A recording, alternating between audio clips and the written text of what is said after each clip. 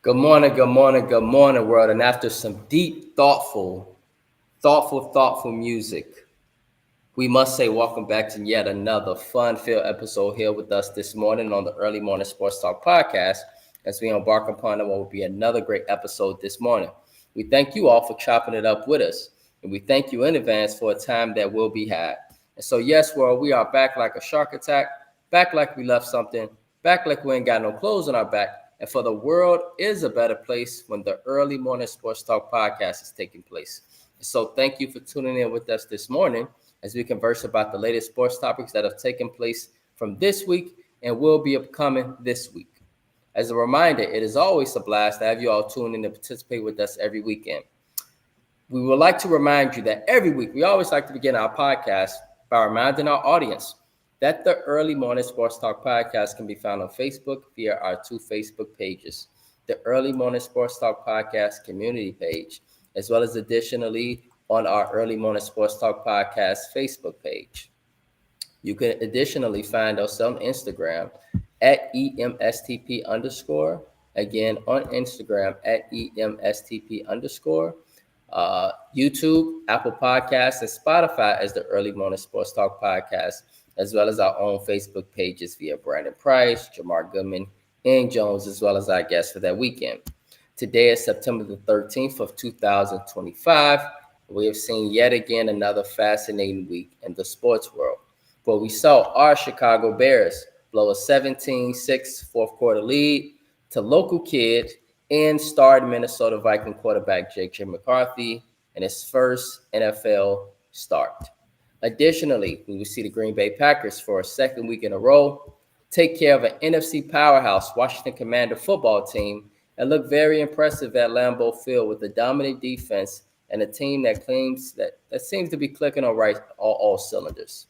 Alongside, we will see the WNBA playoffs seeds take place, all 8 teams be announced, and then additionally the matchups be announced. We will hear about various dramas with Angel Reese and the Chicago Sky, but we would hear some good news from the GM, at least the news that's most Chicago Sky fans want to hear. And then additionally, we will see our Chicago White Sox continue to impress in the second half. They're 25-25, guys. It's a miracle. In the second half, they are at 500, Jamar, as well as our Chicago Cubs continue to hang on to first place in the NL wild card, but that lead is shrinking. And so, introducing our guest for this morning, Mr. Emmanuel Theopolis, our brother, Mr. Emmanuel Theopolis. We thank you, our brother, for joining us, Mr. Emmanuel Theopolis. He is joining us for the third time here on the Early Morning Sports Talk podcast. And at this point, Emmanuel is a brother from another mother. Our brother will be in. Thank you. Our brother will be in Vegas for a huge comedy gathering from September 21st through the 27th, and more details will be brought on that later in the show. Additionally, our brother will be celebrating his 1-year wedding anniversary during this time as well. And so, on behalf of the Early Morning Sports Talk podcast, Mr. Emmanuel Theopolis, our brother, and on behalf of just who you are and what you stand for, my brother, we would like to say happy anniversary to you and your partner in crime.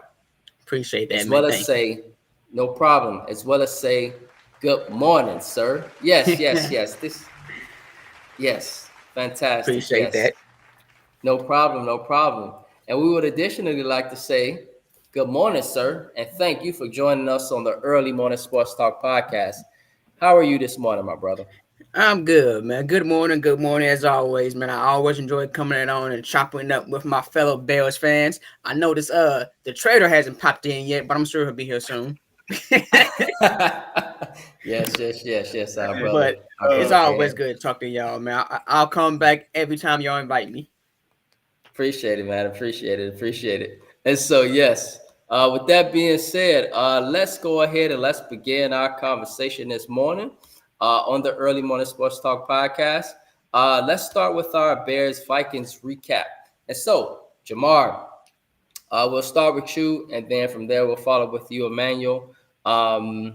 We saw our Bears start out good in the first half, and then in the second half, it seemed that the Minnesota Vikings they regathered themselves.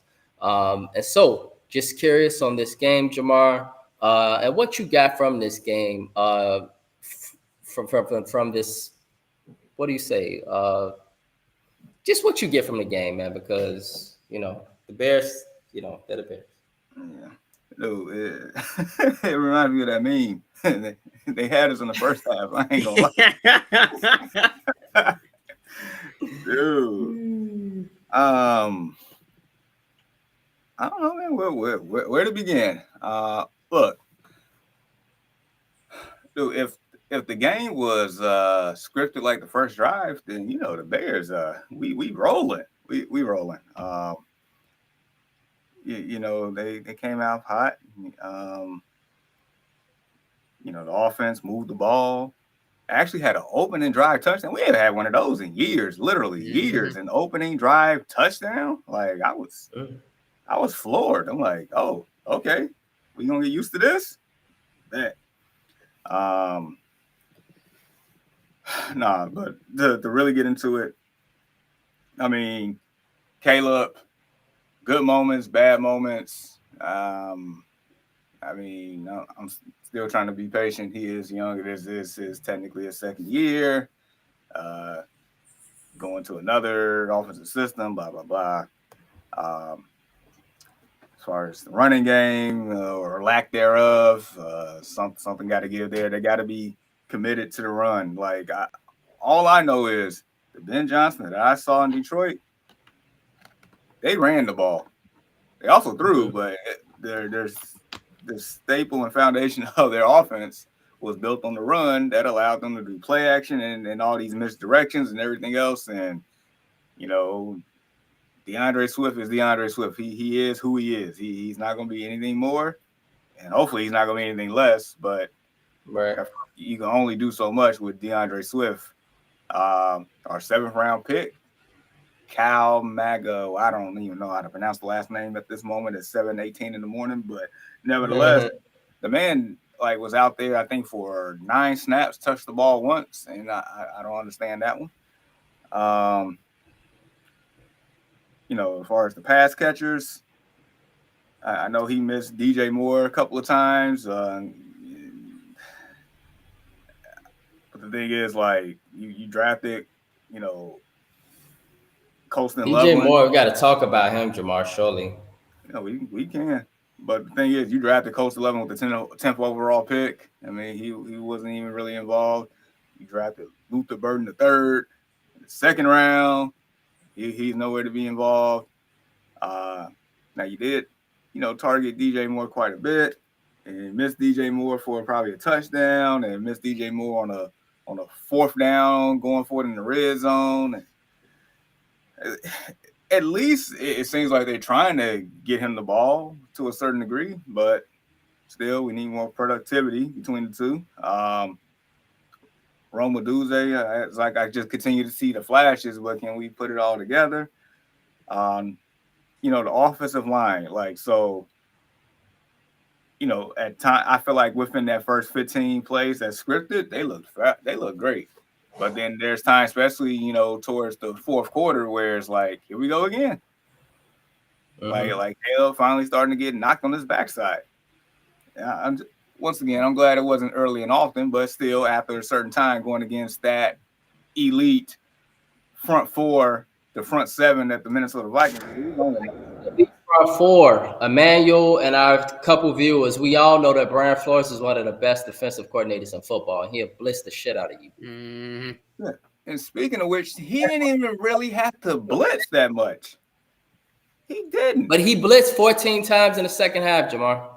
He did, but the thing is, we so used to Brian Flores blitzing more than 50% of the time, or close to 50% of the time. He didn't even really have to do that just yet. It was more so. He didn't do it in the first half. You're right. In the second half, he did, though. Yeah, I think it was a difference. As time went down, it was just one of those all right, well, our front 4 is starting to get to him. Let's send some additional pressure and see what happens. And I think that's what really started to the wheel started to really unravel when it started to come late and often at that point. So yeah.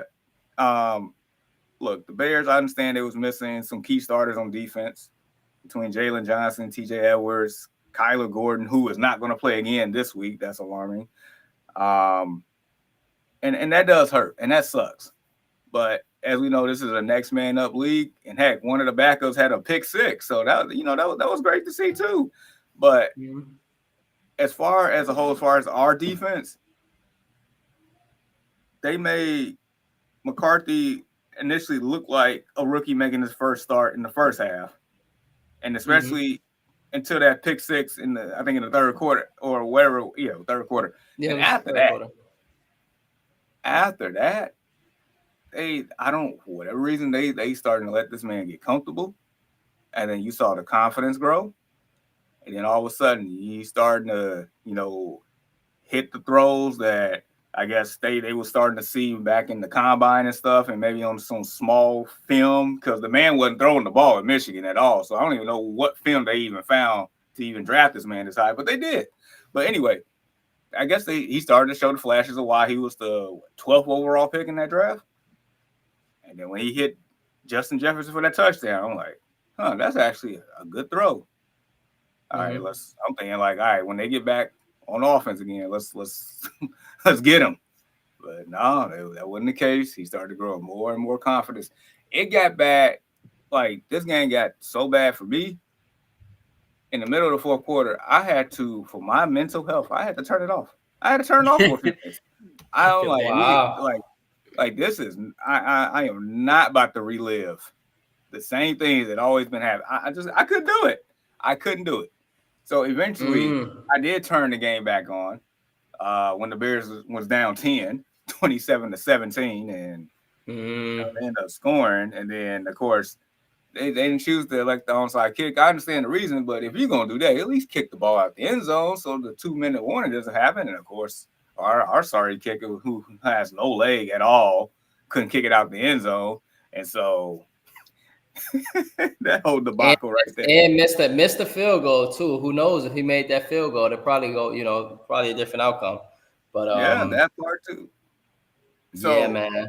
Just all in all, man, like, it was some good stuff. It was some bad stuff. But the losses, I feel like the losses on every single body associated with the Bears. There's not one person that gets blamed. Everybody gets blamed for how all of this transpired. And I hope they learn from it and go from there. I mean, I get it's just the first game. But, man, the Bears on national TV always find themselves somehow, some way to either embarrass themselves or embarrass us or just give us heartache. It's always something.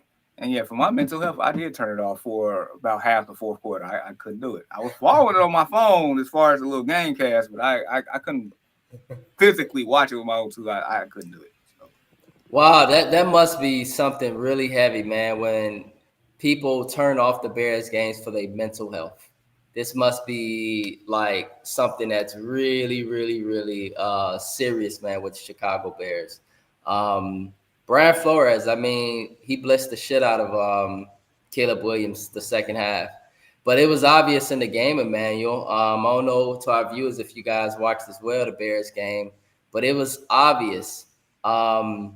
He couldn't throw the ball down the field. It's clear that he couldn't throw the ball down the field because on the first touchdown, Emmanuel, he had to scramble. Yeah. The amazing throw that he do to Rome Odunze in the first half, y'all, that was a tight needle. That was an amazing throw. That's why we drafted him in the first round. It was an amazing throw. But it shows you that really the Bears receivers couldn't get open. And also it showed to me, y'all, and it's unfortunate. I see your comments, Arkeith Shannon. He said, get him out of there. You know who I'm talking about. Caleb Williams holds onto the ball a little too long, y'all. It's the same thing from last year. So either maybe it's the fact that the receivers can't get open, or it's the fact that your boy Caleb Williams still holding on the ball too long. But it seems like it's something in that ballpark for me, and it's why he's been struggling, if you ask me.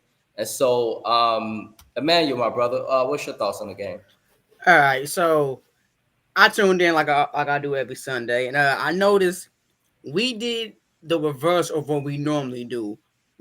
last season we were always a second half team. Defense showed up second half and got stops. Offense, held on to the lead we had. It was a complete opposite. We got ahead this game and then we fell apart in the end. Like what really killed us was them doggone penalties. We got a penalty almost every other snap, I feel like.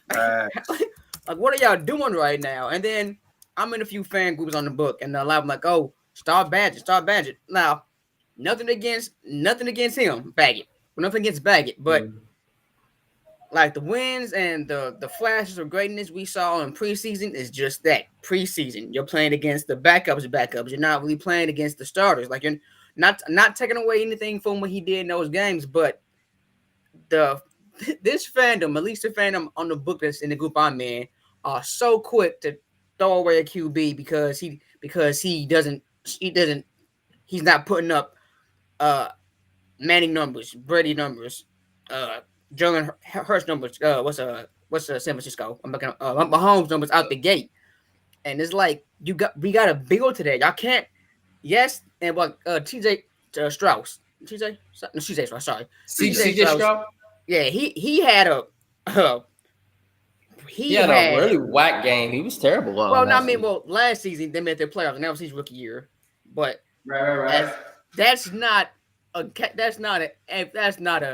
happens all the time occurrence. Like everything came together for the perfect storm for him to be as good as he was. He's a great quarterback, but a lot of things were in his favor for him to be a great quarterback. I feel like to some degree and I would die on this hill. I felt like the Bears failed Justin Fields in so many aspects. We had so many changes to coaching, so many changes to our line. That man was not set up to succeed. But also in the same breath, the Bears are not a QB building team. Never have been. So that's another issue. But in some regards, I think they expect way too much too fast. It's only his second year. There's going to be some growing pains, and Caleb may hold on to the ball too long. The receivers may not be getting open in time, but we in for an interesting route, and it sucks that that's what also a divisional game, and we had the lead. We were doing so good. I was talking to my wife about it, like, yeah, we looking pretty good, and then I started seeing hiccups there, and then penalty. Like, what are y'all doing? And then it just, and then we have another divisional game with the Vikings coming up. So it's just. Right, with the Lions. I'm sorry, thank you, the Lions, because we played the Vikings last. And then the Packers were on top of that, so that just made it worse. Right. And so, Caleb is, he's holding on to the ball too long. But keep in mind, guys, this is only his 18th start. Right. One thing that was really good about Caleb is he was available all last season, Jamar and Emmanuel.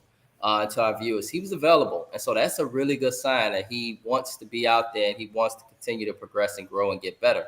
So that's a very, very good sign from Caleb. The offensive line, they were,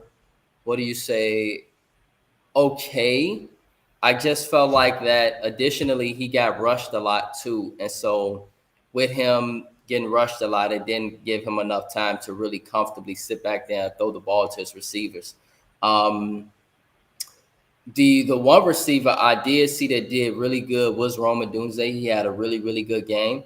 He did. And that was good. That was a good sign from Rome to see his progression. The other question mark I got, guys, is DJ Moore.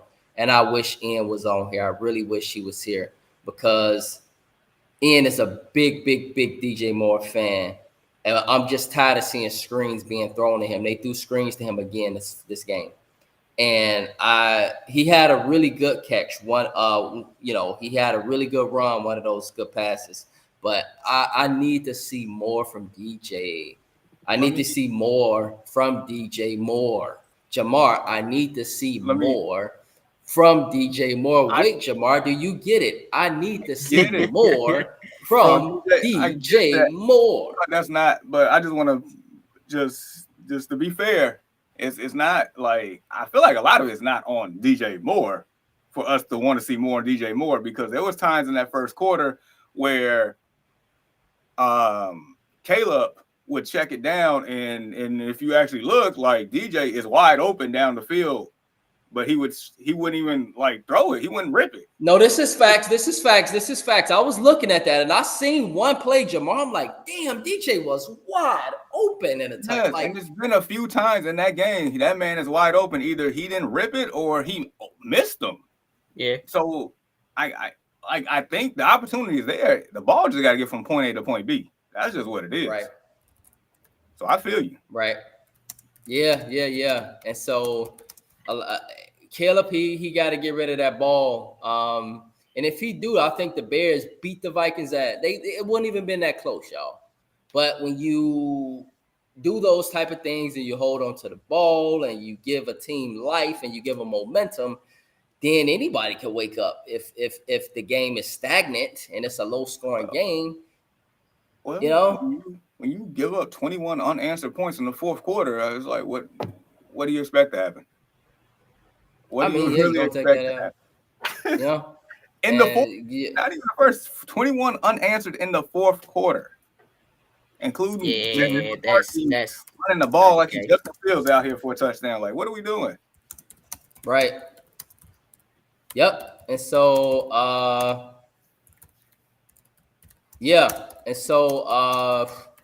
man. That's the one thing I can just absolutely say. And so, the Bears 0-1, but keep in mind, world, that this is the first game, and so there's a lot of football left to be played in this season. It's just one game, and so that's the good thing about it. It's a lot of football to be played, a lot of games. And so the Bears, what do you say? They got a chance to rebound against Detroit. Let's hope that they do good against Detroit.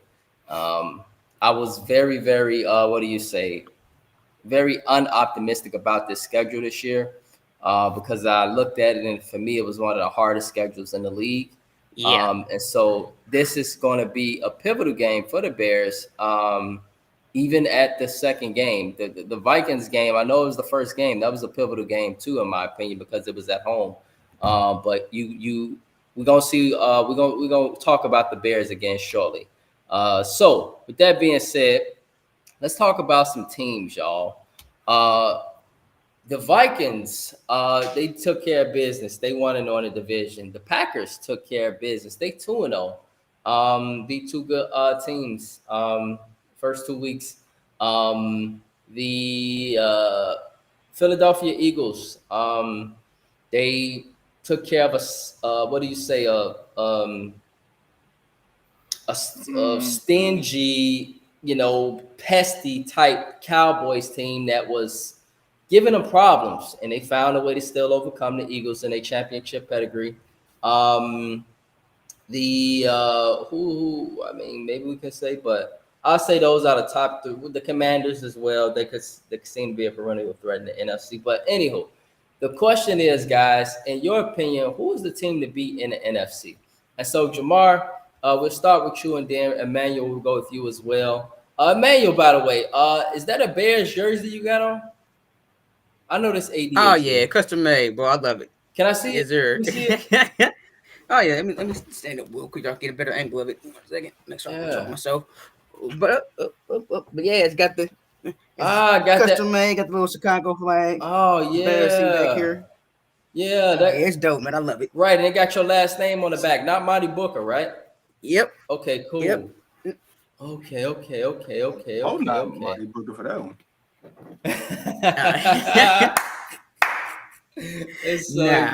Definitely my last name. And the year I was born is 88. Ah, fantastic. That's wonderful. Hey, yes. 88 babies. Yeah. And so, Jamar, with that being said, my brother, in your opinion, who is the team to beat in the NFC? Man, I feel like inadvertently, somehow, some way, every week, on average, you find a way to put me in a bad mood. Put me in a bad mood. We know where you're going here. Dude, look. I know for the better part, it's only been one game for a lot of teams. Of course, Packers and Commanders played on Thursday, but And yes, I need a little bit more evidence, but at the moment, from what I've seen in a very, very short sample size, so if I was in the city center of Chicago and I went 92 miles north, so there's a team in that state that actually they look tough. I won't speak them by name, but you know who I'm talking about. Right. That team 192 miles north. Yeah. Yeah. Look, I work with Google Maps 10 hours a day. You'd be surprised by how well I know certain mileages in certain cities and certain places. But anyway, that team addressed a need right before the season start, and that team like took it to another level. Look, once again, very short sample size. We're not even halfway through September yet, but in the 2 games that we saw, they beat the bleep out the Lions in week 1 to where, you know, if the Lions was to lose, fine, that's one thing, but the way that they lost, you know, that's another thing. The second game on prime time that we just saw less than 48 hours ago, they turned Jaden Daniels into second year CJ Stroud real quick. Man, bro, he looked like he was on ice the whole game. I'm like, this does not look like Jaden Daniels, y'all. But I'm like, maybe that's how good the Packers front 4 is. Yeah, that like the front 4 was like that animals. They were hounding that boy the entire game. And we know from previous experiences, short experiences in Chicago, and then also certain Super Bowl winning teams, that if you have a front 4 that can get to the quarterback without needing to blitz, you have something, because that means the linebackers can play aggressive, and that means the corners can play aggressive. They don't have to play off or anything, because they know that ball either going to have to come out super quick or the quarterback is going to be on his butt. It's one or the other. And the way that pass rush was working every single drop back, dude, like I thought Jaden Daniels was a deer in headlights. That's what it looked like. The throws wasn't there. It's like even with him trying to run, that wasn't even there. Dude, it's scary times. And then on the other side of the ball, like there's room for improvement on that team. I almost called him by the name. On that team's offense. There's room for improvement on that team's offense, but yet the offense is doing well enough. There's no true number 1 wide receiver that has emerged out that group yet. They're probably their best wide receiver just, had a broken collarbone now. He won't be back until maybe Thanksgiving-ish. They drafted a wide receiver in the first round since, I think, Javon Walker back 20-some years ago. And he has yet to be integrated in the offense. And, they got a couple other studs with Dobbs and Wicks and Christian Watson whenever he gets on the field. And their tight end, my gosh, their tight end look pretty darn good, too. Yeah. And yet, their drive stalled out a lot of them and field goals instead of touchdowns. So that's what I'm saying. There's room for improvement there, too. So that team, in the short sample size, has looked better than the Eagles that you mentioned, because the Eagles should have lost that game to the Cowboys. Definitely looked better than the Lions. I don't even know what version of the Lions we about to get this week, let alone this year. I mean, they single-handedly, put Washington back in his place, gave them a reality check. Minnesota is not the juggernaut from last year. They're gonna have some lumps and bruises with their rookie. A good football team would have beat the Vikings. A good football team. Yes, like I understand. Like our team ran out of gas on defense, and the offense got stale. And once again, we was missing some play. Anyway, it don't matter. We lost the game, but either way, like you said, a team that's probably better or complete or don't run out of gas probably wins that game. And then of course, The Niners don't have Brock Purdy for the next 2 to 5 weeks. The Rams. What about the Rams? What about the Rams? My main concern with the Rams is, can Matthew Stafford stay healthy for a full 17? Because the man had back issues the whole offseason. And they was trying to sweep it under the rug. Like, that wasn't a big deal. And then all of a sudden he plays in week 1. So I don't know. Because that defense is actually really good. And that offense has playmakers everywhere. And they have a legit quarterback. Can the quarterback pretty much, is Matthew Stafford or Jimmy Garoppolo going to play more games this year? That's my only thing with that one. So, and then Jimmy G to back up in LA. Okay. Yes. And then Tampa, Tampa's a wild card here, but they're not better than that team, 192 Jamar, miles. that's my team, man. That's my team, man. That's a wild card. That's probably the wild card right there, because I feel like at their ceiling, they can be that good when they hitting at their ceiling. This is the fact is, can they get to their ceiling at a consistent basis? That's for me. Right. Mm-hmm. But I don't know a cornerback that can stick Mike Evans. I don't know a cornerback that can stick Mike Evans, Emmanuel. He's on record saying that Mike Evans is the best receiver in the league. I don't know about all that now. Okay. He's good. He's elite. Well, he's about elite. Yeah. I agree with that part. He is exceptionally quietly elite, but it's just I trust him more than most receivers. I just do, because of that frame. That frame. If it comes to January, I'm getting him the ball, and I know he gonna show up. I know he is. I get it. I just know. 6'5", I absolutely know he is. Right. They're not stopping him. You're just not. You're not. And so he's stopping himself with these hamstring injuries. Get himself together. That's his only problem, man. With his height and how big he is, that holds him back. Injuries because of his big frame. Hey, man, but when he is clicking, man, woo! I get it. Really touch Mike. But what they say, the best ability is availability.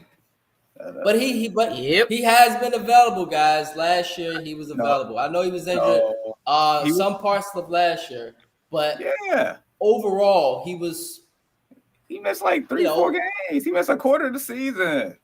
Yeah. I understand that, but when he's on the field, Jamar, come on, man. I know. I get it. Heck, he's my anytime touchdown guy. If I'm placing a bet on FanDuel or DraftKings, like, he's on my TD bet. Like, I get it, because he's that much of a dog in the red zone. Yeah, I just need him to play all 17. Let's take it 1 week at a time. Let's see what happens. But yeah, to answer your question, it's 192 miles more for the city center of Chicago. Those guys. Okay. Yep. And so, Emmanuel, who is the team to beat in the NFC for you, or the teams to beat? All right. Bias aside, I'm not even going to entertain the idea of that team. There's 192 miles away from the shot, because I need therapy. Yeah. All right, just out of spite, out of spite and no bias, I'm gonna give it to the Lions. Just because I'm not giving it to anything that rhymes with me and yay. Me, but because but one, I'm a big fan. I still like Monty. Like, he's still on my fantasy football league, so I have a lot of faith in them still being a pretty solid team up until the playoffs, because that seems to be where they seem to always stump. It's almost like y'all ever seen Cool Runnings? Remember in the beginning when they were running and old boy tripped and took 2 guys with him. And they mad at him. I feel like that's kind of what happens to them. They book it and they run and they look so good, but then they just stumble at the finish line and just implode on themselves, man. But I agree with a lot of what Jamal said about the other teams. Like, I think Tampa might be a sleeping giant. We'll see. Like, it's right now, me personally, I don't really have a strong out there front runner, like because it's a lot of teams have gone through a lot of rebuilds. The Eagles are gonna go for because they're the Eagles. I feel like the Chiefs are due for a downfall though. We're gonna get to the AFC shortly, Emmanuel. Okay, but we'll see, man. Like, for me personally, it's too early for me to call who I think is going to be the team to beat in our division in the NFC. Mm-hmm. But yeah. Okay. Yep. And so you got a person that agree with you as well. Our brother, Peoples Hernandez, aka Rod Tidwell, aka Ian Jones. He agrees that the Detroit Lions is still the team to beat in the NFC. And so yes, that's interesting. I hope that of course he agreed with it. Sure. Look, Ian, look, I'm not the only one that's giving you strays. See, I'm usually the one that give it to you, but I'm gonna start a quick jab in there. It's time to make money. All right, and so Ian, yeah, man, you come over here and you shout out the Lions, and so hey, I got you. And so Matthew Stafford's injured. We don't really know what that looks like, guys. 49ers injured. We don't really know what that looks like. Commanders, they were brought down to earth, but I did see some positives with Deebo Samuel with that team, guys. Mm-hmm. They did shut down Terry McLaurin a lot, but I did see some positives for sure with our boy Deebo Samuel. He was Deebo-ing kids out there, and that's a positive for Washington for sure. I don't really know who's on their defense. And what scares me about their defense is that Bobby Wagner's out there looking like a 50-year-old, but he's still out there playing. And so I just know if I'm a team, I expose him in January for sure, if they make it there. The Cowboys, I know people might not want to hear this, but don't forget, guys, they still got a lot of weapons in Dallas. And I don't think that was a fluke that they played the Eagles as tough as they did. I think that team can win some football games and make things very tight in the NFC. And I put this out here now in the Early Morning Sports Talk podcast, Jamar and Emmanuel, to our viewers. The NFC will not have a team that's just going to run away with a big record and dominate. That's going to be in the AFC, y'all. The NFC is going to be a gauntlet. It's going to be very close, very tight with a lot of teams that's going to have a close record. And then from there, we'll see who separate themselves come January. But I don't see a team just running away. Oh, look at that 15, 16-win team. That's not happening in the NFC. It's going to be 12, 13, maybe 12. Could be 11. But it's going to be a tight NFC because there's a variety of different teams that could beat each other on any given Sunday because a lot of these teams are built to score points. And so that's just my take on the NFC. For the AFC, Jamar, Chiefs reigning Super Bowl champs. So Ian thinks that the Cowgirls will make the playoffs. That's saying something, but they got hella weapons in Dallas. Ian and Jamar, they can. I know they're gonna be scoring. I know that for sure. They're gonna be scoring points. A lot of it's just gonna come down to Dak. Let's see the AFC. This could turn out to be a gauntlet too now that I think about it, because the AFC North alone is competitive. The AFC West alone is competitive, Jamar. The AFC South, that should be Houston's. And the AFC West, that could be between Kansas City and LA this time. LA's now trying to let them know we are there now. It's not just y'all. So, Jamar, for the AFC, man, who is the team to beat, in your opinion, in the AFC? Is it still the Chiefs, or is it somebody else this time? I mean, it still is. They had an impressive. I don't know if any team win that game. I don't know. It's a lot of teams in the AFC too. Let's put it out there like that. It's gonna be some contenders in the AFC too. Dude, like I feel like a broken record saying this, but like, dude, the AFC is loaded, has been loaded, and it feels like forever will be loaded. Because I mean, for a majority of my lifetime, the AFC is a gauntlet. It always has been. It's the Western Conference of the NBA.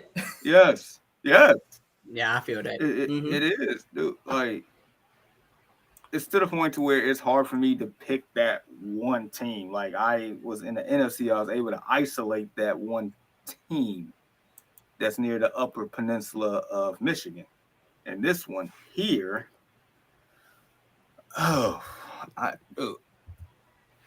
it feels like it's on a week-to-week basis. Like, Sunday Night Football last week, I felt like I was watching the two best teams, honestly, in all of football at one point. Like, that's what it felt like between the Ravens and the Bills. Right. And, storybook endings, the Bills came out on top. Now, they had a storybook ending. And I know they're kicking themselves still in Baltimore. They're kicking themselves. And it's one of those to where I feel like if they see him again in the playoffs, it could be a different story. I still feel like those games are 50-50. They just that's what they are. I was actually thinking that, Jamar, I hate to cut you off. I was thinking that with the Commanders and Packers too. I was really thinking that with the Commanders and Packers, that if they see each other in the playoffs and they play again, it's going to be different. But go ahead. You can continue, bro. So, yeah, those two teams stick out to me. I mean, I ain't gonna lie to you. I mean, you mentioned it right before I went. Like the Steelers, more so Aaron Rodgers. This is the version of Aaron Rodgers that they're gonna get each and every week. Then look out. Like, I haven't seen that one. Since he was associated with the team that's 102-90. Yeah. We'll leave it at that. Dude, that AFC West. Now, I know we know the NFC North. I mean, the AFC North is competitive, but I feel like that's more so 2.5 teams type deal these days, and the half team in Cincinnati. Because I don't know what Cincinnati team I'm gonna get in September right now. They barely squeaked by the Browns last week. I just don't know. The Steelers, I'm like, we consistent with the Steelers and the Ravens. We know the Ravens, but that AFC West, with it having 4 potential Hall of Fame coaches in that division, with it being the eldest men of coaches in that division, and with it being so all those teams are playing chess. There's no checkers being played in that division. And that's right now you got 3 teams you got 3 teams that started out 1-0. That's going to tell you it's going to be a good division. And the weakest team is the Then the weakest team going into the season is the Raiders. But yet, I feel like the Raiders can definitely make things interesting because I told you. I'm pretty sure I told you either last week or the week before, or it was last week. Pete Carroll is good enough to win you 2 games. He'll give you 2 extra wins that you never had from last year. So just tally up 2 more wins at least for the Raiders going into this season with a better quarterback, with a rookie running back that's fearless out here. He played so well last week, man. I don't know if people noticed. No, he did. Even though the Patriots did stop and run pretty good, he still looked pretty good. He still got in the end zone. Geno was out here looking like they wrote that man off again, and he didn't write back once again. And then you got arguably the best tight end in the league in Brock Bowers. Yeah. So, and that's the worst team, quote unquote, in that division. The Broncos are good. The Chargers, that's the one right there that I feel that's like the one really that probably can. Yeah, exactly. That's the real kryptonite to the Chiefs right there. So that team might be a kryptonite to the NFL, dog. If Justin Herbert played the way he's supposed to play, it's all on Justin, man. That's so last year at this time they were so run based. He barely threw the ball with 200 yards at this time last year in the beginning. Towards the second half, they let that man loose. Heck, in Brazil last Friday, they really let that man loose. And like you said, this is the version of Justin Herbert that we've been waiting on. We've been waiting on this. And with a great coach in Jim Harbaugh, who everywhere he go, he transforms an identity. He has an identity wherever he go. Correct. And that identity works, and it wins. And it's more so And initially, it's get a good run game. We're gonna play in the trenches. We're gonna make sure the offensive line and the defensive line wins the battles. We're gonna establish a run game, and then the quarterback. We're gonna develop the quarterback until he's able to take over games, and then at that point, good luck. Right, and that's what we're seeing. That man wins. Jim Harbaugh wins. He wins. Oh yeah, he do. And he'll get you to the last game, the championship game, or the Super Bowl game, and hey, he got a natty in Michigan. I mean, he was Michael Crabtree almost touchdown catch away from beating the Ravens. Like, so I mean, man, everybody named Mama thought the 49ers was gonna come back and win that game. Oh man, when they got going that second half after them lights went out after Beyonce performed, I'm like, oh man.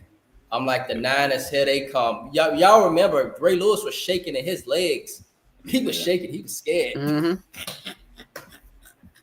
That Niner Chargers got going, man. That's a Jim Harbaugh team, man. No, that man got an effect. He wins. Yeah, but all in all, man, I can't give you an isolated team in the AFC. I can't blame you. It's a lot of them. It's really a week-to-week thing, and it's because like 3 or 4 of them are that elite. That's what makes the AFC so fun. Yeah, it's a number of elite teams with dangerous teams waiting in the background. Elite teams with dangerous teams waiting in the background. And so, Emmanuel, you got an answer. Where are you with the AFC? The team to beat. Like I said earlier, I don't think it's going to be the Chiefs. I feel like they're on the decline for some reason. I just don't feel like they got the same fire this season. That might have something to do with Travis Kelce getting engaged. So and Taylor Swift is a billionaire. So I'll quit my day job if my wife making that much money. But I think it's going. I honestly think it's going to be a surprise sleeper from out of the AFC, man. It's going to mess around and be the Bengals. I feel like they're due for a comeback. I don't know why. I just feel like it's their time to come back and show people what they could have been. Because I'm blanking on the QB's name. Jim Burrows. It's to him. You're talking about Joe Burrow for the Cincinnati Bengals. Joe Burrows. Yeah. I feel like for some reason, like just making it that close and again stumbling at the end, and then pretty much not showing up at all last season, really might have lit a fire under them and give them that urge to come back and prove something. Now, could I be wrong? Probably. I probably am. It's just a snowball's chance in hell, but I do feel like it's not going to be the normal front runners, like the teams that everyone thinks about when they think AFC.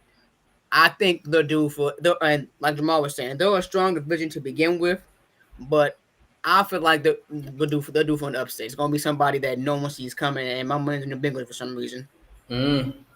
So a team that nobody sees coming. To our viewers, I'm curious if you guys watch the NFL. Who's your team to beat in the NFC and who's your team to beat in the AFC? And so NFC is jumbled. There's a number of teams, but the Lions got a lot of love for the NFC. My team is still the champs, the Eagles. I still think they're the best team in football. And you got a number of other teams that's contenders in the NFC. A lot of dangerous teams. Jamar believes it's that team that's 192 miles north. And Emmanuel, seemed to agree with that as well. As far as the AFC, no. I never said that. Okay, sorry. Let me take that back. I would never give them credit. They can win. I would deny they good. Right. For the AFC. They can come on with the bowl. For the AFC,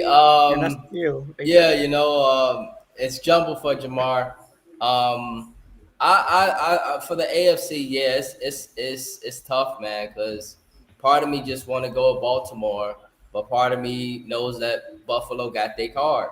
Part of me want to go at Buffalo, but until Buffalo or Baltimore quarterbacks prove that they can beat the guy in Kansas City, then you still got that out there. And then you got a team that's in Kansas City that seems to have a kryptonite in LA.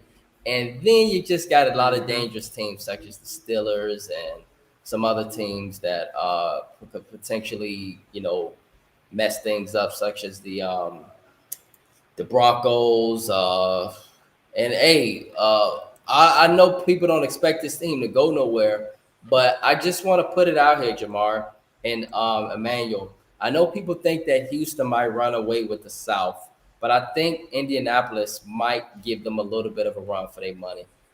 Keep in mind as well, Jacksonville, they started 1-0. I was so surprised by that, but Jacksonville, they won their first game.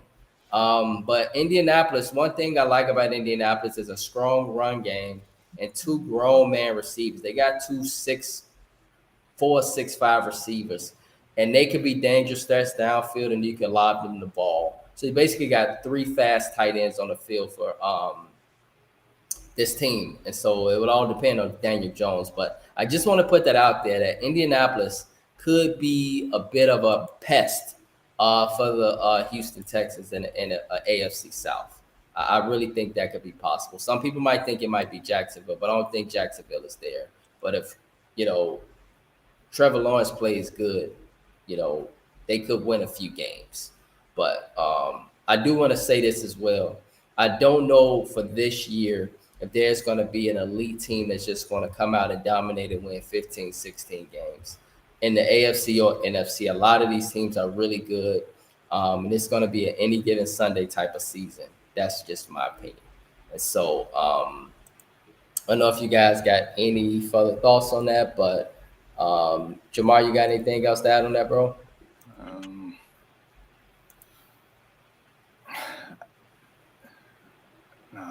Nah, it isn't really nothing to really say at the moment. I mean, I just need some more evidence. That's all I need at this point. Right. Gotcha. And so, yes, to our brother, Mr. Manu Theopolis, a really quick question. You got a comedy show coming up in Vegas, right? Can you tell us a little bit more about that? Yeah, it's part of the World Series of Comedy. I've been doing it for the past 5 years, and I've placed in the top 101 for the past 4. It's basically a festival where the comedians that have been performing for the past 6-7 months, something like that, and they go to different cities, they perform, and you win. If you win, you automatically place in the top 101. But the other slots, the other 98, I believe, are just up for grabs of who scored well throughout the whole festival. Mm-hmm. So the festival itself is really kind of unimportant, and the guy that runs it, Joe, was telling you that himself. The best thing, and I preach this to any comic that's new to the game, the best benefit of it is it's a great way to network and connect with bookers and other comedians in different cities. Right. Thanks to this festival, that's how I got the show in Michigan that I'm going to later on today. I met a comic there last year. He's like, hey, I got a show coming up. He reached out to me. Hey, man, I know you're funny, man. And I want to get some stage time. You want to come down? Like, yeah, I'll come down. So it's a great way to network. It's a great way to meet other comics. I will say this though. Do not go in it with your ego, because I've had multiple comedians think, oh, it's fixed. Oh, it's against me. I'm funnier than this. The truth of the matter, you may be funnier than the comic that won that night. They just had a better set that night. A lot of things factor into comedy, and you can't go into it thinking, oh, I'm the best there is. No, anybody that comes is gonna be better than me, because you're gonna mess around and get your feelings hurt. And rather than just chuck it up to, all right, they had a good set. It's fixed. There's no way that person beat me. And with that type of mindset, you are not going to go far, not only in comedy, but in life. That's a horrible mindset to have, that nothing happens because someone is better than me. It's tipped in their favor for them to win. That is just not a good way to go about life at all. Right. It's just not. Yes. And so the World Series of Comedy, it takes place in Vegas. And it's happening September 21st through the 27th, or what exact dates? Yep. It starts off Sunday the 21st, and it runs until Saturday the 27th. Mm-hmm. And we have those shows at 4 and hang on. I want to say it's 4 p.m. and 6 p.m. Vegas time. So it's 7 if you're in Eastern Standard and 9 if you're it's not 7 or 9 in Eastern Standard because they're 3 hours ahead of us. So it's something like that. Maybe top of my head I can't remember. But 3 hours ahead. I got a lot going on. 2 hours ahead in the Central. I got it. 2 hours ahead. Yeah, thank you. Appreciate it. Yeah, and so 4 hours on ahead top of performing. Where I'm at is 4 hours ahead. I'm 4 hours ahead. Gotcha. Mm-hmm. And on top of performing, I'm also another thing I do. I volunteer a lot, and I recommend anyone that does that. You volunteer based off one. You get a lot more face time with the guys that run it, which is a good thing. But also, you're the connection between the bookers and the people who book rooms and the book cruises and things like that. You're kind of their contact to get little odds and ends, like, hey, I need water, I need this, I need that. So that's a good way to, like, my first year I did it. I was running back and forth getting water and getting snacks for him, and every time I went back, I said, hey, you're welcome, you made your tea, and took off. You need water? Here you go, you made your tea, and took off. So now my name is at the forefront of the movie. Like, oh yeah, who's the little short black guy? Emmanuel. I know, yeah, he's a good guy. So there's tricks and tips to kind of make sure you stand out. So with that being said, I'm in charge of volunteers this coming year, so that's gonna be fun. So my email has been blowing up. I volunteer on this day, on that date. So it's just it's a headache, but I love doing comedy, so it's a headache worth having. Right, it's my passion. That's awesome. Yes, world. And so, Emmanuel Theophilus, World Series of Comedy, Las Vegas, September 21st through the 27th. And again, our brother, on behalf of the Early Morning Sports Talk podcast, happy anniversary to you and your partner in crime. Appreciate that, man. Yes. And so now we are moving on to notable college football games this weekend, week 3. And so there are a lot of games, including Northwestern, actually, guys. They got a big powerhouse coming in Oregon. And so we're going to see how much Oregon can run up the score. And so, because Dan Lannon, he loved to run up the score. He don't care who it is. He made that very clear. Additionally, Wisconsin at 19, Alabama. This is a big game, Jamar, because some people got him on a hot seat, including yourself. And so this coach, he's not living up to Alabama standards, Emmanuel. And this team is ranked 19, and they got a Wisconsin team that comes in that clearly has an identity and always had an identity. Big defensive linemen, big offensive linemen that often are first-round picks.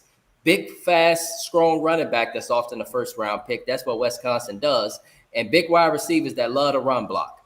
This is what Wisconsin does. Everybody named Mama that watch football know this. And so they're clearly going to pound the rock against 19 Alabama. Let's see what happens with that game because this guy, if he starts 0-2, that will not be a good look. USC at Purdue. Not at all. Yeah, that won't be a good look. USC at Purdue. Purdue is 1-0, y'all.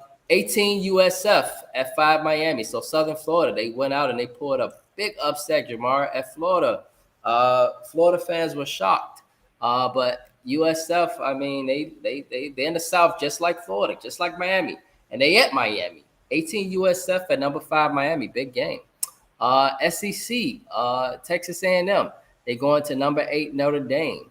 And so I remember Notre Dame escaping that game last year. Let's see how they do this year. That should be a good game as well. And so those are some of our notable college football games for week 3. And so additionally, with that being said, let's get into our NFL slate. We got a variety of games going on this week. And so rock with us if you guys are with us. To our viewers, whoever are with us this morning, give us your picks as well. Will be great and appreciated. And so we had the Commanders that lost to the Packers. And from there, we'll make our picks. And so, Jamar, will start off with you. And then from there, we'll follow with you, Emmanuel. And then I'll give my pick as well. And so, the Browns at the Ravens. Do the Cleveland Browns go to Baltimore, Jamar? And do our boy Joe Flacco go out and pull up an upset in Baltimore? Probably not, but real quick. So, Ravens are favored by 11.5. That number was higher. So that's a little interesting there. 44.5 over under. No, so I think the Browns are a little mad that they didn't beat Cincinnati, but I think the Ravens are a lot more mad at what happened to them on Sunday Night Football in front of America. And usually Lamar Jackson he uses the Browns as a punching bag. Derrick Henry usually uses them as a punching bag. I'm definitely going Ravens. Yeah. I think you might have to pull out the button, Jamar. We'll see what Emmanuel does, but Browns, Ravens, Emmanuel. I agree with Jamar. I think the Ravens are going to pull it out. Right. The Browns are going brown. Browns are going brown. Browns are going brown. And so I think in this case, Jamar, they would. Oh, sorry for the lag. I think it's a lag on my end, but go ahead, man. You finish. Oh no, you good. I was just saying, I feel like they want to be good. It's just they just don't have all the pieces there just yet. So I'm going Ravens. Okay, I got you. And so, Jamar, where's the button? Do you got the button this morning? Or? Cancun. Oh, hey, that little Cancun in the background. That little Cancun in the background was created by one of our friends, Deanna Vincent, along with Jamar. Cancun means that it's vacation. Cancun means that we all have picked the same team and that team cruise like they're on a cruise. Ravens. All right. Jaguars at the Bengals. The Jaguars, I want to know, Jamar, do they go 2-0? They might. Even though Cincinnati's favored 3.5 at home, 49.5 over under, and that's I want to say that's the highest point total this week. So they expect a lot of points scored in this game. I want to say Cincinnati. Cincinnati should win this game, but I'm not snoring on the Jags. I might, have a little nap here for a quarter, but I'm not snoring. Something tells me that. I guess I'm gonna go a little unconventional here. I'm going Jaguars. All right. Jaguars. Wow. Emmanuel, Jaguars at the Bengals. So you got. Backing up I think people are sleeping on the Bengals this season. I'm going Bengals. Right. Yeah, and I'm with you. I got the Bengals as well. But if the Jaguars come out and pull out this game, it's going to be interesting. There'll be a few eyes on Jacksonville. Yeah, it's going to be a strong start. Yeah, it's going to be a strong start for Jacksonville. And, people maybe start all right, this team might be a little for real. On the other hand, the Giants at the Cowboys. Of course, these two teams are 0-1, but one of them got an opportunity to go 1-1, guys, unless they tie. And so, who you got for this one, Jamar? Giants or the Cowboys? Well, Vegas got the Cowboys because they got them favored by 5.5, 45.5 over under. If both teams play exactly how they played in week 1, the Cowboys should thump them. Right. Like I said earlier, I feel like the Cowboys should have beat the Eagles, but it is what it is. But I think the Cowboys win because I'm not a big believer in Russ and the Big Apple. No disrespect. Yeah, Russ. Yeah, and then Jackson Dart. I'm not sure who's the quarterback there. Personally, I like Jackson Dart more than Russ in that situation, but it's Russ starting. I'm going Cowboys. Emmanuel. I'm going Giants because I think they're going to pull it out. Okay. All right.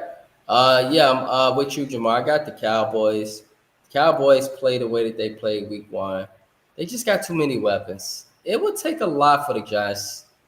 I'm not saying it'll take a lot, but just based off of what I've seen from both teams, I clearly think the Cowboys are a better team. Dak Prescott, you lose to the Giants and Russell Wilson, man. It won't be a good look for you, brother, especially with that paycheck you getting every week. Bears at the Lions. Right? Who you got for this one, Jamar? Do the Bears go into Detroit and pull off a shocker? Hey, I mean, it could be. I feel like it's two pissed off teams in this one. Vegas says the Lions are really pissed off because they got them favored by 6.5, 46.5 over under. Look, if there's one man that can go into Detroit and knows exactly how the Detroit Lions operate, it's our head coach. Right. It is. That's what makes this game very intriguing from the pick standpoint. I know y'all might have think I was going with the Lions really quickly, but I had to really think about it. Look, I'm gonna go down with my team regardless. But what I will say, 6.5 is a lot of points for a team that didn't have an offensive identity at all in that cheese state last week. That looked really bad. They look bad. Right. Right. I know last year and the last 2 years they've been a juggernaut, but I'm just going by what I see lately with a team that lost a lot of coordinators and players on the offensive line and things like that. I don't know. They look a little lackluster with creativity. So I'm going with my team, but that's a small. Right. Okay. Yep. And so, Emmanuel, are you going down with the ship as well? Absolutely. Bears till I die. And I added spike. This is Ian's team, so I really hope they lose. I'm throwing shade all day at him. He can't jump ship like that and not expect the shade to be thrown every chance I get. But now, bear down all the way, man. Right. Yeah, Jamar, I think you might have to pull out the button on this one, because I'm wholeheartedly going with the Bears here. Bears, let's put it together, guys. Let's put it together. Let's put it together. Let's learn how to win. If there's a team that Ben Johnson knows, it's Detroit. If there's a team that looks vulnerable right now, based off of how they looked abysmal last week offensively, it's Detroit. There's a team that has potential and that had a strong first half start last week, but need to learn how to win now. It's the Bears. So there's potential there, as you mentioned with the Bucs. As you mentioned, Jamar, with the team that scored a lot of field goals, the Packers. Well, with the Bears too, there's potential there. I got the Bears for a variety of reasons. Additionally, I don't trust that offensive line for Detroit anymore. Defensive line, let's eat. And so, guys, let's get some pressure. Montez, everybody, let's get some pressure. Let's do what we got to do, and let's get this W. I got the Bears. So that Cancun. Patriots at the Dolphins. Both of these teams are 0-1, but somebody can be 1-1, Jamar, unless they tie. And so, who you got for this one? As I'm deciding between the two, Miami is favored by 1.5, 43.5 over under. As far as the total, I am leaning New England, and I'll tell you 2 reasons why. One, I feel like New England has more discipline as a team and more functional as a team as Miami. 2, defense usually travels on the road, and I trust their defense a lot more than I trust the offense and defense for the Miami Dolphins right now, because for them to get embarrassed by a Danny Crimes-led Indianapolis Colts team last week, 33-8, when I know darn well you have more playmakers and more offensive firepower than what was displayed on that scoreboard. And for that to happen, they need the panic button. That iceberg hit the Titanic like a week ago. That's bad. That's really bad. like Mike McDaniel is probably going to be fired before Halloween at this rate. Like that's bad. So yeah, I'm taking New England. Yep, and you said that, Jamar, before the game even started last week for the Dolphins, and so he definitely went out and it was a crap show. Emmanuel, who you got? Yeah, I agree with Jamar, man. I think it's going to be the Patriots, man. I think the Dolphins ain't going to bring what they should, and they're going to get beat. But also, brother, I hate to bail on you, man, but I do have an appointment I got to make it to, man. So I got to take off. Okay, and so Emmanuel, do us a favor. Send us your picks. Oh yeah, I got you. And we'll make sure that we post them on the page, my brother. And so we appreciate you for joining us this morning on the pod. We appreciate you, my brother. And until next time. Thanks for having me, man. Anytime. All right, man. I'll take care. Hey, man, I love the hand clap, Jamar. Yes, sir. And so, yeah, for me, I actually got the Dolphins, bro. And the reason why is because the Dolphins are at home. They tend to play the Patriots tougher at home. They are in Miami. I think Tua got some proving to do. There's a lot of question marks in Miami, man, starting with the coach, but it's also with Tua. Can he stay healthy, and is he reliable? I mean, is he who they thought he would be? Did I don't know, man. Like, it's just a lot of questions with him. And then on top of that, you got Tyreek Hill getting noted for domestic violence. He didn't look happy on the sideline last week, clearly, bro, with the Colts game. Is he trying to find his way out of Miami now? You know what I'm saying? And so it's a lot of question marks in Miami. And so I hope that this team pull it off because they seem to me to be the better team. So I'm gonna go with the Dolphins. But I wouldn't be surprised if the Patriots win. Niners at the Saints, bro. All right, just so y'all know, the Niners are still favored without Brock Purdy. 3.5 on the road, 40.5 over under. Boot up Mac Jones. No George Kittle. I don't even know who the backup tight end is. I mean, the Saints are a dumpster fire. Almost in a similar fashion like the Dolphins. I'm gonna have to say the 49ers win this in the ugly contest. Yeah, it's crazy, man. This is not an exotic game at all. But I'm gonna go with just because you got a backup quarterback for the Niners. Brandon Ayuk is banged up. Christian McCaffrey banged up. I'm gonna go with the Saints based off of the weapons that they got. I just hope that the Saints are smart enough to use the weapons that they got.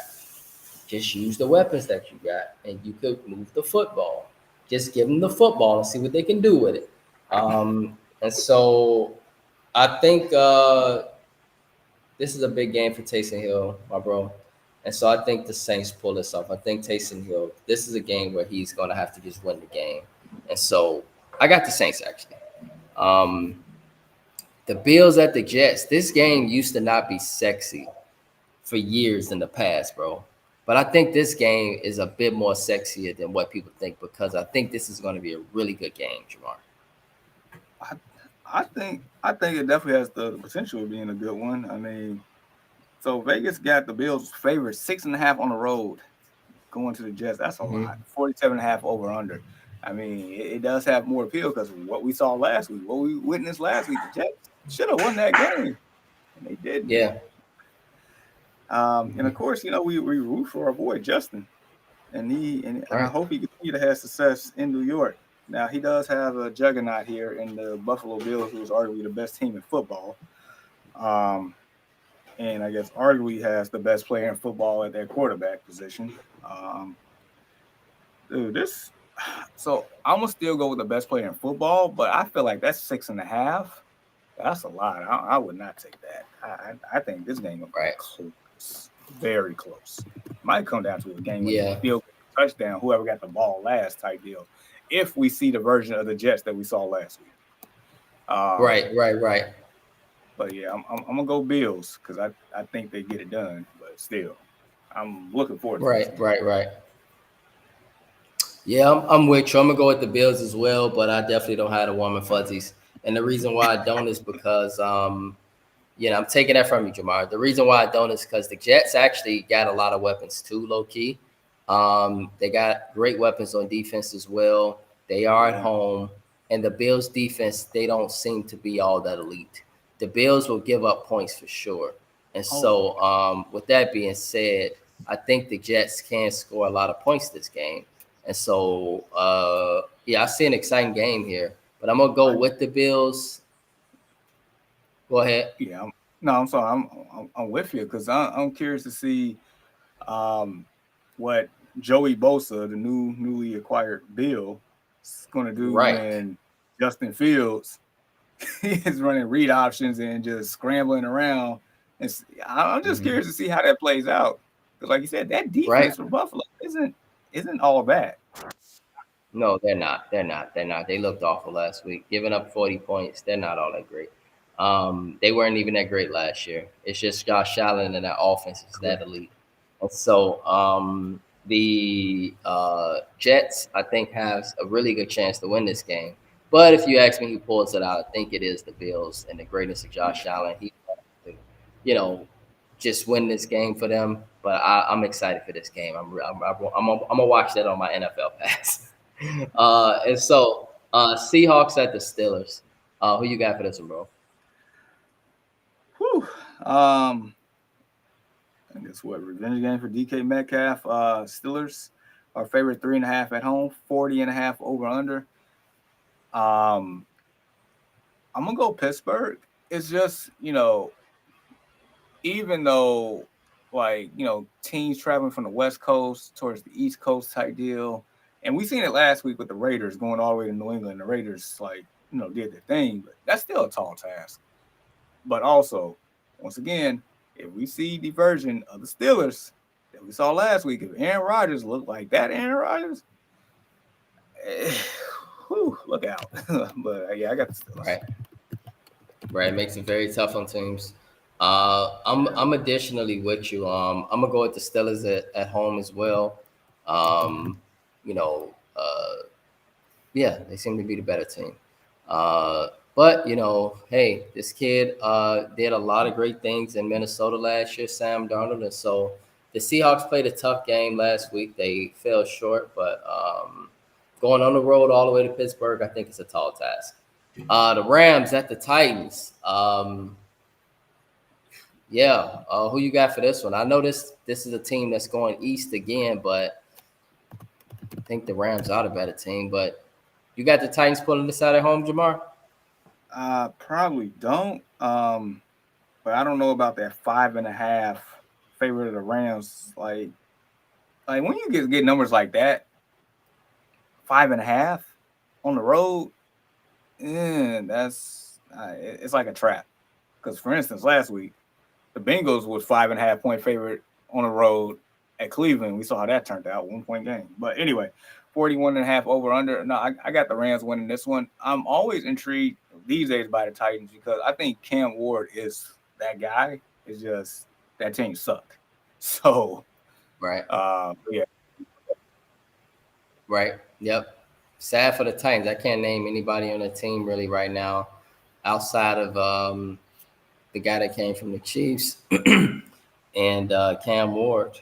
So that shows me a lot about the Titans right there. So I got the Rams too. I think the Rams pull us out. The Panthers at the Cardinals. The Panthers could start 1-1, or the Cardinals could actually go 2-0. Jamar, who you got? Yeah. So just so you know, the Vegas definitely favors the Cardinals. They're 6.5 point favorites at home. 44.5 over under. I like the Cardinals. I think Cardinals actually got one of the easiest schedules in the league, if not the easiest.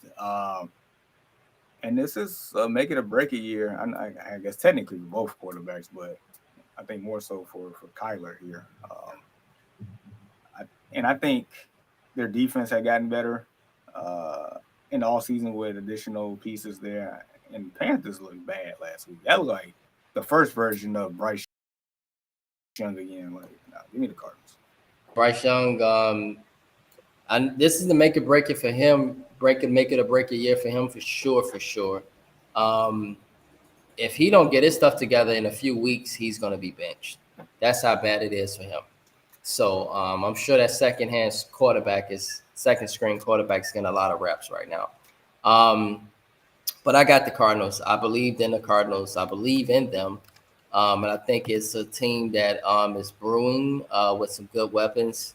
One of the best tight ends in football, one of the best up-and-coming receivers in football, who is a grown man, one of the strongest running backs in football, can carry a load, and then Mighty Mouse back there, quarterback. So the Cardinals, it's time for them to start putting together some wins, and you got to take care of the Panthers. Broncos at the Colts. Who you got for this one, bro? Well, Vegas got the Broncos for 1.5 on the road, 43.5 over under. Yeah, I'm taking the Broncos. Broncos already got arguably the best defense in the league. If not, definitely top 5 for sure.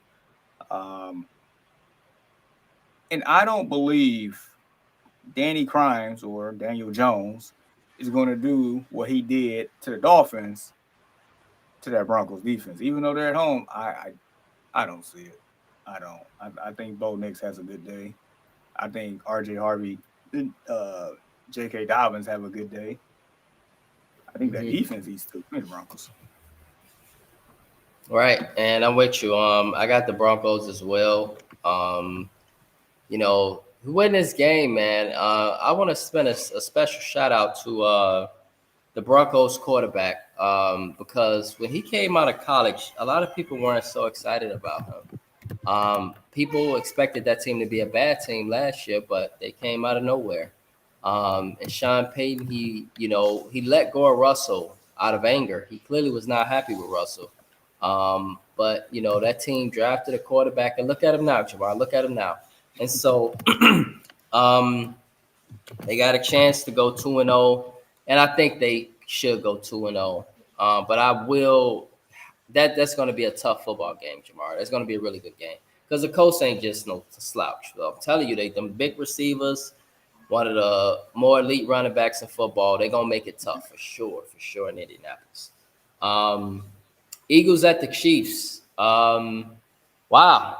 Chiefs could start 0-2, bro. Who you got for this one? Well, Vegas likes the Eagles, 1.5 point favorite on the road, 47.5 over under.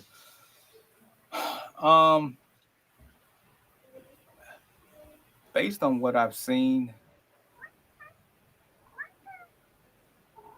and just based on how things have transpired, look. So I put it to you like this: like this is a Super Bowl rematch, but these two teams are not the same two teams in the Super Bowl. Right. I guess I'm going on a limb here, but I'm gonna go Kansas City. Wow. Because Mahomes actually, even though they lost, Mahomes actually looked good with a bunch of nothing he's throwing to. Shout out to Hollywood Brown out there dropping passes. Yeah, for real. The Eagles' defense is not. That's not the same defense. Their offense, I don't know, but I just trust Andy Reid more in this spot right now because they cannot start 0-2. They just can't. Right. I'm assuming you'll probably end up going to Eagles, but I can't just write off the Chiefs. I can't do it. Right. I got you, bro. I got you. Yeah, I am gonna go with the Eagles, but I can definitely see your point why you think the Chiefs will pull it out. I think the Eagles they pull it out, and then you get Jalen. Is Jalen Carter playing this week? Do we know? Yeah, he's playing. Okay, and so Jalen Carter coming back this week. Yeah, I think the Eagles pull this out. But it should be a very, very that's probably gonna be my game of the week, Jamar, because the reason is because I think a lot of people are writing off the Chiefs, and they're gonna find out just how good the Chiefs really are. I think after this week the Chiefs hit their stride, but not this week. Falcons at the Vikings. Who you got for this one, man? Do the Vikings go 2-0 to Michael Penix and the Falcons come out and pull out an upset? Man, this is intriguing matchup. The last time these two quarterbacks played against each other was a national championship game between Michigan and Washington. Or Michigan, dominated that game. Right. So the Vikings are favored 3.5, 44.5 over under. And not to mention, if Kirk Cousins was starting, I mean, it'd be Kirk Cousins going against his former team. So yeah, all that in the fold. But I like the Falcons. Okay. I feel like the Falcons overall have a better set of playmakers on offense at this particular moment. I trust Penix quarterback play more than JJ McCarthy because Penix by default has played more NFL games. I feel like Penix did enough to win the game last week against Tampa. Baker Mayfield and M'Baka just happened to, had a sensational play to win the game on that. Right. The Falcons defense, I feel like is good enough in certain areas. I do not know what JJ McCarthy I'm gonna get. So give me the Falcons on the road. Right. More experience definitely for Michael Penix at this point as a starting quarterback. And as far as JJ McCarthy, he hit a nice scrap. I think the difference in this game is Justin Jefferson. And so I think the Vikings at home pull it out because they just appear to be the better team. And I think there are going to be some packages that Brian Flores he'll dial up, and I think it'll frustrate Michael Penix. And so I think the Vikings defense have a big day. So I got the Vikings. Let me ask you this real quick. I know you said Justin Jefferson, and rightfully so. But this, and whatever you say is, whatever your answer is. Do you think Bijan Robinson can counter whatever the Vikings do with Justin Jefferson, or whatever the Vikings do defensively with Brian Flores? Because that man is something special too. Yeah, Bijan Robinson is something special.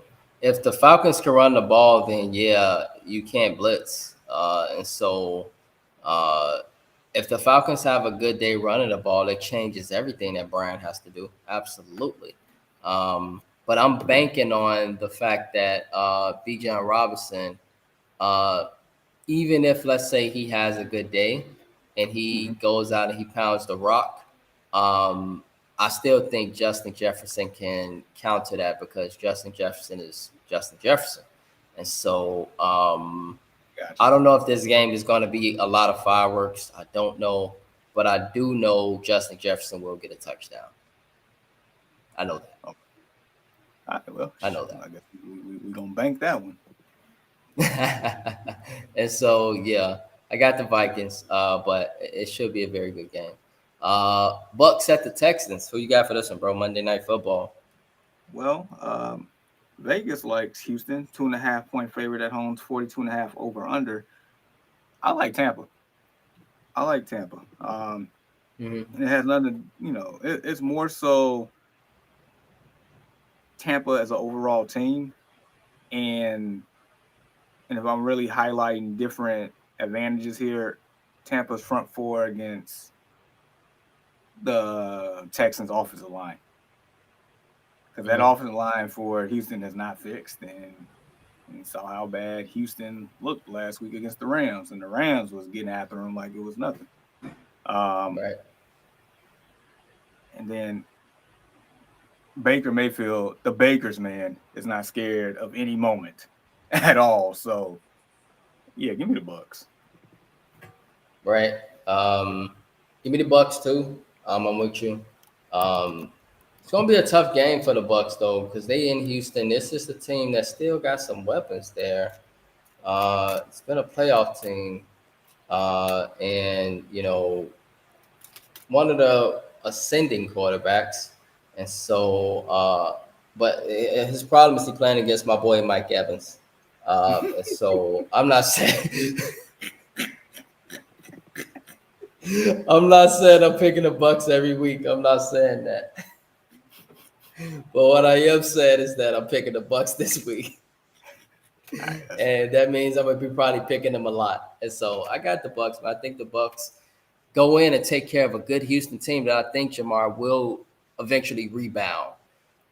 They'll rebound for sure, and I think they'll be a contender in the AFC South. But I got the Bucks for this week. Huge AFC West showdown, bro. Chargers at the Raiders. One of these teams can be 2-0. Who you got for this one? Well, Vegas thinks it's going to be the Chargers because they're favored 3.5 on the road, 46.5 over under. This is one of the harder ones to pick for me, and because it's a division game. I mean, it's a lot of, like I said, this division is not playing checkers. This is all chess in this division, all of it, and I love it. Okay. I think the biggest caveat for me is the health of Brock Bowers, because he has not practiced this week, and that's alarming because I don't think they win this game without Brock Bowers. So I'm taking the Chargers. Now, have Brock Bowers not been hurt, I'm letting you know now. I was picking the Raiders to win this, but I'm gonna take the Chargers. Okay. I think the Chargers. I think the Raiders actually played the Chargers good last year. Yeah. It's a division game. I can see that for sure.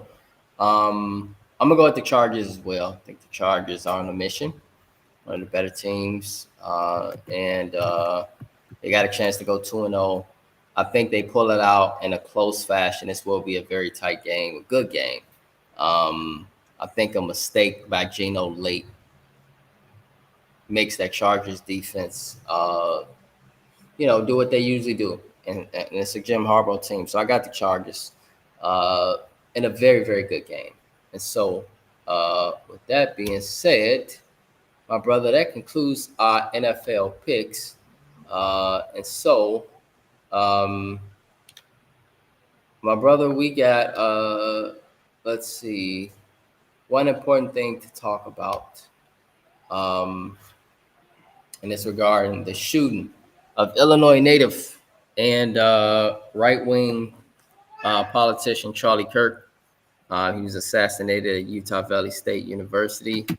And, you go to your social media, you're getting a lot of mixed comments, a lot of different thoughts, a lot of racism, a lot of just different opinions.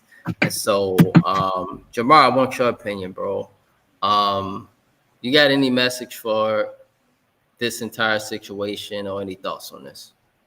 All right, so I'm gonna keep it pretty much short and sweet because I know how talking politics in general can be for a lot of people, but I'm gonna keep it short and sweet. Mm-hmm. I did not agree with a lot of things that the man said, but everybody's entitled to their opinion, and I would also say that murder, is not okay. For that to happen, I wouldn't, wish that upon anybody just for, giving their opinion. Once again, like I said, I don't agree with a lot of what he said, but it still shouldn't end it in that manner. So that's pretty much how I feel about it. Right. Yeah, definitely not cool. Rest in peace to Charlie Kirk. The politicians and politics, it's a very touchy subject. It's true, but that's what makes America great. That's what makes democracy great, is the fact that everybody can give their opinion, and it's up to us to listen whether we like it or not. And so Charlie Kirk is obviously very, very strong with his opinion. He's a very strong Trump supporter. And he said a lot of bad things that I don't agree with, but he's a human being, and I don't devalue his life because of what he said politically. He had a family, he had a life outside of politics, and that was what really was important. And so that message right there says it all. Together we stand united, and together we stand united, and divided we fall. And so it's up to us as a country to bond together and realize that just because a person don't agree with you on everything does not mean that that person is a bad person. And so rest in peace to Charlie Kirk. Blessings to him. Blessings to his family. And we got to do better as a country, guys. We got to do better. And so Chicago Cubs, White Sox update. The White Sox had a good week, Jamar. They have been kind of on the road the second half, 25-25. They got some nice young talent, man, that's been coming up, and they're playing good baseball. And so the White Sox seem to be a team that's on the trend. We both believe that since the White Sox were terrible last year, that they had nowhere but to go up. And so they have definitely went up. And that's a good thing for the White Sox. As far as the Cubs, they are in that battle for that NL wild card, and they have a strong position in there. And so I hope the Cubs continue to stay there. And it's likely we'll see the Cubs in October. We just don't know where we'll see them or how we'll see them, but they won't win the division. They'll be a wild card, and that's the news for the Cubs and the Sox. So both teams are in better positions than what they were before. And so we just got to continue to see the Cubs hang on to that wild card, and let's see how the Sox finish out their season. So pretty much. Yeah. Anything with the Sox or Cubs, Jamar? No, I'm just happy that as a Sox fan, I ended my protest from last year. I actually started paying attention more because I knew it can't get any worse than what it was last year. And the second half of this year has definitely been refreshing. Colson Montgomery has been a slugger out here. They got about 4 rookies that's making an impact right now. It's encouraging. It's definitely encouraging going forward. So I hope they can build off the momentum next year. Absolutely, man. Absolutely, my brother. And so, with that being said, final thoughts and shout outs. And so, Jamar, as we head into the weekend, my brother, any final thoughts and shout outs as we head into the weekend? Man, well, first and foremost, I know he's not here right now, but shout out to the man for dropping by. It's always a pleasure have him on. Always good time, always laughs, all that good stuff. And also I'm glad somebody else sending strays at Ian for his being a traitor instead of me all the time. So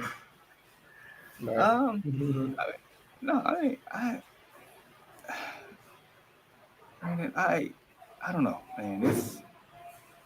It's definitely interesting times we live in, and just all I could tell you or just tell anybody, just in life, do the best you can, be true to yourself. Don't put on a facade for anybody. I guess if I'm getting a little religious here, I guess be who God created you to be. So. Okay. Yep. Yeah. Yep. So, second that, amen. And keep God first in all that we do. Remember, with God, all things are possible. Together we stand united, divided we fall. A lot of great games this weekend. Sports is one thing, Jamar, that brings us all together. And so let's use sport to bring us together as a people, as a country, as a world, and love one another. And so, with that being said, on behalf of the Early Morning Sports Talk podcast, we would like to say thank you for tuning in with us this morning. Continue to chop it up with us to support our podcast on various platforms. And remember, if you are and would love to talk sports with us on the Early Morning Sports Talk podcast, we are here and would love to do so with you. Your love and support is truly appreciated, and we hope you all have a blessed and safe weekend. Peace.